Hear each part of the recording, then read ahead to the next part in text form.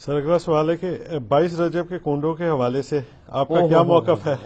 کیونکہ رجب 1440 کا دوسرا اشرا چل رہا ہے اور آخری اشرے میں سنی اور شیعہ دونوں کے ہاں کنڈے چلتے ہیں۔ شریعت محمدیہ صلی اللہ علیہ وسلم میں اس کی کیا اہمیت ہے سر؟ کوئی اہمیت نہیں ہے جی، شریعت محمدیہ کے اندر یہ ایک بدعت داخل کی گئی ہے صلی اللہ علیہ وآلہ وسلم۔ یہ جس طریقے سے کئی کہانیاں چل رہی ہیں نا، یہ کنڈے بھی ایک کہانی ہے، اور ظاہر ہے جب بھی کوئی کہانی لانچ کرنی ہوتی ہے امت کے اندر کسی بڑی پرسنالٹی کے ساتھ اسے منسوب کیا جاتا ہے، تو یہ کنڈے منسوب کیے ہیں انہوں نے سیدنا امام جعفر بن محمد باقر بن علی بن حسین بن علی علیہم السلام اجمعین، المتوفى 148 ہجری۔ وہ کہتے ہیں جی امام جعفر کسی کو خواب میں آئے تھے، انہوں نے بشارت دی تھی کہ جو رجب کے کنڈے کرے گا تو اس کے لیے یہ بشارتیں ہوں گی۔ یہ تو سٹارٹ ہی خواب سے ہو رہا ہے، اس کا دین کے ساتھ کوئی لینا دینا نہیں، نہ امام جعفر کے ساتھ کوئی لینا دینا ہے۔ یہ وہ ایک پروپیگنڈا جو شیعہ کے ہاں چلا اور وہ کنڈے چل رہے ہیں، اور سنیوں کے ہاں بھی چونکہ امام جعفر ایک ڈومیننٹ پرسنالٹی ہے، ان کو رسپیکٹ دی جاتی ہے، ہم خود دیتے ہیں، تو چونکہ اب ان کا نام بولا گیا ہے، جس طرح کہ 11ویں کے اوپر شیخ عبد القادر جیلانی کا نام بول دیا جاتا ہے تو وہ 11ویں چلنا شروع ہو گئی ہے، اس طرح سنیوں کے ہاں بھی چلنا شروع ہو گئی۔ باقی دوسری طرف اہل سنت میں جو اینٹی شیعہ ایلیمنٹس تھے انہوں نے کوشش کی کہ جی اس سرمنی کو ڈائلیوٹ کرنے کے لیے انہوں نے ایک نئی کہانی ڈیوائز کی۔ انہوں نے کہا کہ اصل میں 22 رجب کو حضرت معاویہ ابن ابی سفیان رضی اللہ تعالیٰ عنہ کی وفات ہوئی تھی، اس وفات کی خوشی میں شیعہ جو ہے نا وہ کنڈے بناتے ہیں۔ یہ ایک نئی کہانی انہوں نے دریافت کی۔ تو یہ کہانی جب آپ نے دریافت کی ہے تو یہ کہانی دریافت جن لوگوں کے بارے میں کی ہے سر ان کی بھی رائے لے لیں کہ ان کا موقف یہ ہے بھی ہے کہ نہیں، تو وہ آپ کو کہیں گے کہ ہمارے لیے حضرت معاویہ کی موت یا زندگی اتنی اہمیت کی حامل نہیں ہے کہ ہم اس کو سیلیبریٹ کریں۔ وہ تو کہتے ہیں ہم ان کو کوئی اہمیت دیتے ہی نہیں ہے، ہم ان کو اتنا امپورٹنٹ پرسنالٹی کے طور پہ نہیں مانتے۔ وہ کیا مانتے ہیں وہ ایک لالا معاملہ ہے، ایک کہتے ہیں اتنا بھی ہم نے سیریس نہیں لیا ہوا ان کو۔ یہ اسی طریقے سے ہے جیسا کہ بریلویوں کو یہ کیا کہانی کی کروائی جاتی ہے اور جو بندیوں کو کہ اہل حدیث اماموں کو نہیں مانتے۔ ہم بھی بچپن میں، میرا خود بھی سارے فرقوں میں، مطلب میرا تو بلٹ اپ سارا بریلویت میں ہوا ہے، تو اب یہ بہت بڑی کہانی اور چل رہی ہے۔ آپ کسی اہل حدیث سے بھی جا کے پوچھے کہ یار آپ اماموں کو نہیں مانتے، وہ کہیں گے نعوذ باللہ ہم تو مطلب اماموں کی خدمات کو لے کے چل رہے ہیں۔ چلے اگر امام حنیفہ رحمہ اللہ سے کوئی اختلاف بھی ہوا کسی مسئلے میں وہ تو الگ بات، باقی جو 3 بڑے فقہ کے امام ہیں، 3 وہ جو کہانی کرا کے بتائے گئے ہیں، یہ تو ہزاروں فقہ کے امام ہیں جن کے نام کتابوں میں ہیں لیکن وہ پبلکلی نہیں چلے۔ یہ وہ 4 امام تھے جن کو فرقوں نے آپ سمجھ لیں پروموشن کرنا شروع کر دی، تو ایک معاملات چل گئے، پارٹیاں مل گئی ان کو۔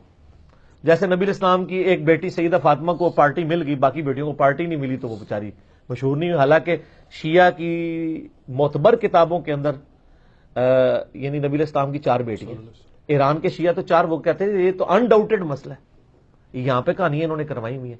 ایون سب سے بڑا جو رافضی ہے یاسر الحبیب، وہ بھی نبی الاسلام کی 4 بیٹیاں مانتا ہے، وہ بھی اس کے بھی انکار کرنے کی ضرورت نہیں ہوئی۔ نہج البلاغہ کے اندر مولا علی علیہ السلام نے حضرت عثمان کو داماد رسول فرمایا ہے، ٹھیک ہے، تو کہانیاں لیکن وہ چل رہی ہوتی ہیں اس طریقے سے۔ تو وہ ایک کہانی انہوں نے چلا دی اور وہ کہانی ان کی بکنی شروع ہو گئی کہ اماموں کو نہیں مانتے۔ وہ آپ اہل حدیثوں سے پوچھے آپ اماموں کو مانتے ہیں، وہ کہتے ہیں سر اماموں کو نہ مانے تو ہماری ساری کتابیں ختم ہو جائیں گی، کیونکہ امام بخاری کے استاد ہیں احمد بن حنبل، احمد بن حنبل کے استاد ہیں امام شافعی، امام شافعی کے استاد ہیں امام مالک، اور ان اماموں سے حدیثیں ہیں بخاری مسلم میں۔ اگر ہم ان اماموں کو ہی نہ مانیں تو ان حدیثوں کو پھر ہم کہاں سے مانیں گے جن کی چین سے وہ آ رہی ہیں؟ وہ پھر آپ کو بتائیں گے کہ ہم اماموں کو بھی مانتے ہیں اور اماموں کی بھی مانتے ہیں۔ اماموں کو مانتے ہیں کہ ان کی رسپیکٹ کرتے ہیں، اماموں کی مانتے ہیں کہ اماموں نے ہمیں بتایا ہے کہ ہماری کوئی بات بھی کتاب و سنت کے خلاف ہو تو اس کو چھوڑ دو۔ ہم اماموں کی روایت کردہ احادیث کو مانتے ہیں، باقی ان کے جو فتاوی جات ہیں جو دوسری صحیح الاسناد احادیث یا صحابہ کی اقوال کی روشنی میں غلط ثابت ہوتے ہیں، ہماری روشنی میں نہیں ان کی روشنی میں، ہم ان چیزوں کو چھوڑ دیتے ہیں۔ تو اسی طریقے سے شیعہ کے بارے میں کہانی کرا دی، وہ حضرت معاویہ کی ڈیتھ کا دن منا رہے ہیں، اور یہ سنی بھی ان کے دیکھا دیکھے شروع ہو گیا، ان کا اور چل رہا ہے۔ یہ اصالہ ثواب کے معاملے میں میرا بالکل کیٹاگوریکل ایک اوپینین ہے۔ لاکھوں لوگوں نے یوٹیوب پہ میری ویڈیو دیکھی ہے، مسئلہ نمبر 74۔ آپ اصالہ ثواب لکھیں یوٹیوب پہ، ٹاپ آف لسٹ میری وہ ویڈیو کھل جائے گی، اس میں میں نے ساری چیزیں بتائی ہیں 11ویں ہو، میلاد ہو، محرم کی نیاز ہو، یا آپ کی یہ رجب کے کنڈے ہوں، ان ساروں کے بارے میں کہ یہ سب کی سب ایکٹیویٹیز دین میں خود سے داخل کی گئی ہیں. ہم ان کو کفر و شرک والا معاملہ نہیں کہتے، لیکن بدعات تو ہیں. اب رہ گیا مسئلہ کہ اس طرح کی ایکٹیویٹیز میں جو کھانا ہے وہ حلال ہے یا حرام ہے. وہ بھی میں نے اس کے اندر بتایا ہوا ہے کہ کھانے کو حرام کہنے کے لیے یہ چیز ضروری ہے کہ آپ پہلے اس کی حرمت ثابت کریں.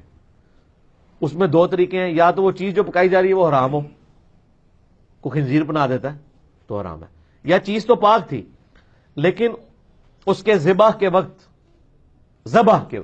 زبر کے ساتھ غیر اللہ کا نام لیا گیا تو وہ پھر بھی حرام ہو جائے گی. تیسرا مسئلہ ہے تقرب والا. تقرب میں اب دو طرح کے آپشن ہیں. ایک تقرب یہ ہے کہ کوئی شخص یہ کہتا ہے کہ جی میں فلاں بزرگ کے اصالے ثواب کے لیے کر رہا ہوں، حضرت حسین علیہ السلام کو ثواب پہنچ جائے، ایک میری طرف سے ہدیہ. تو اس کے معاملے میں بھی ایسا کوئی سختی والا معاملہ نہیں ہے. لیکن اگر کوئی تقرب یہ کر رہا ہے کہ یہ سالے ثواب ان کو پہنچے اور وہ میرے مشکل کشا ہے اور اس کے بدلے میں یہ میری مصیبت حل کر دیں گے، تو وہ تو نیاز کے بغیر ہی عقیدہ شرکی ہے. نیاز تو سائڈ پہ رہ گئی، عقیدہ ہی غلط ہے. بالکل ٹھیک ہے نا. تو ہمارا تو موقف یہ ہے کہ ہمارے پاس کوئی اس طرح کی کھانے پینے کی چیز لے آتا ہے، ہم اس سے پہلے پوچھتے ہیں کس کے نام کی ہے. اگر وہ کہتا ہے اللہ کے نام کی ہے تو بسم اللہ پڑھ کے کھا لیں. اگر وہ کہتا ہے یہ فلاں بزرگ کی ہے تو اسے پوچھے یہ بزرگ کے نام سے مراد آپ کیا لے رہے ہیں؟ کیا ان کی رضا کی خاطر ہے، ان کے نام کا ذبیح ہے؟ تو سر یہ کوئی بھی نہیں آپ کو کہے گا. کوئی جاہل کہہ دے تو کہہ دے، وہ کہے گا نہیں اللہ کا نام دیا ثواب پہنچانا ہے انہوں نے. اچھا جی، پھر زیادہ وہم نکالنا ہے تو آپ پوچھ لیں کہ ثواب پہنچا کے کڈنا کہ جی تسی واقعی کھانا نہیں کھانا تے، جی کھانا کھانا تے اتنے تک ہی سوال رکھو، زیادہ غلوف نہ کریں آپ کیونکہ غلوف کریں گے نا تو معاملات بگڑیں گے. اور یہ میں آپ کو اپنی طرف سے نہیں بتا رہا. صحیح بخاری میں سیدہ عائشہ نے نبی علیہ السلام سے پوچھا یا رسول اللہ علیہ وسلم یہ کچھ نیو مسلم ہے، ہمیں نہیں پتا انہوں نے ذبیحہ صحیح کیا یا نہیں کیا، تو یہ جب کوئی اس طرح کی گفٹ لے کے آتے ہیں ہم کیا کریں؟ آپ نے بسم اللہ پڑھ کے کھا لیا کرو.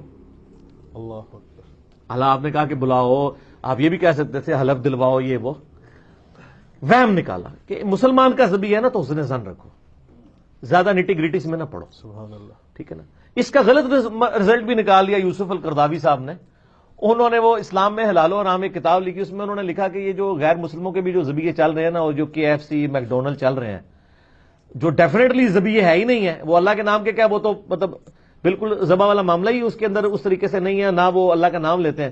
وہ کہتے ہیں بسم اللہ پڑھ کے آپ کھا سکتے ہیں، اور اس حدیث سے پلی لی. تو میں نے ان کا بھی رد کیا کہ سر ایڈی بھی کھلی چھٹی نہ دو. مسلمان کا ذبیحہ ہے نا اس کے اوپر آپ کو وہم نہیں کرنا چاہیے اگر وہ مسلمان ہے. اب وہ اگلا مسئلہ شروع ہو جائے گا کہ وہ بریلوی ہے، دیوبندی ہے، اہل حدیث ہے، شیعہ ہے. یہ نئی کہانی کرنے کی ضرورت نہیں ہے. اہل کتاب کا ذبیحہ بھی حلال ہے. تو اگر آپ ایک دوسرے کو مسلمان ماننے کے لیے تیار نہیں، چلو اہل کتاب ہی مان لو. یہود و نصارہ کی عورتوں سے تو آپ کا نکاح جائز ہے سورۃ المائدہ کے پہلے رکوع کے تحت، اور اسی رکوع میں آتا ہے کہ اہل کتاب کا ذبیحہ بھی حلال ہے، کوشر فوڈ. جی ہاں، اگر وہ اللہ کے نام کے اوپر کیا ہو. تو اگر یہود و نصارہ کا اللہ کے نام کا ذبیحہ حلال ہے تو جو آپ کے اپنے اہل کتاب ہیں، قرآن کے فائنل ٹیسٹمنٹ کے ماننے والے، وہ تو old testament new testament tempered form میں مان رہے ہیں، اور وہ اتنے ظالم ہیں کہ نبی علیہ السلام کو وہ دجال سمجھتے ہیں، نعوذ باللہ. ظاہر پیغمبر نہیں مان رہے.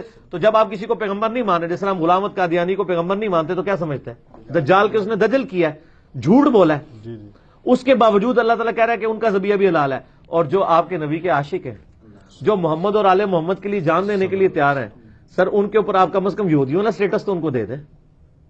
ٹھیک ہے، تو وہ آپ دینے کے لیے تیار نہیں ہے. اسی پہ میرا ایک کلپ بھی ہے، وہ کیا سنی شیعہ کا نکاح ہو سکتا ہے، اس کا بھی پھر اتنا مذاق اڑاتے ہیں. سر میں نے تو کہانی الٹ دی ہے نا. میں نے جو سوال کرنے والے سے یہ میرا کلپ لاکھ، میں نے کہا یہ سوال نہ کریں سنی شیعہ کا، آپ یہ پوچھیں سنی کا بھی نکاح ہو سکتا ہے کہ نہیں.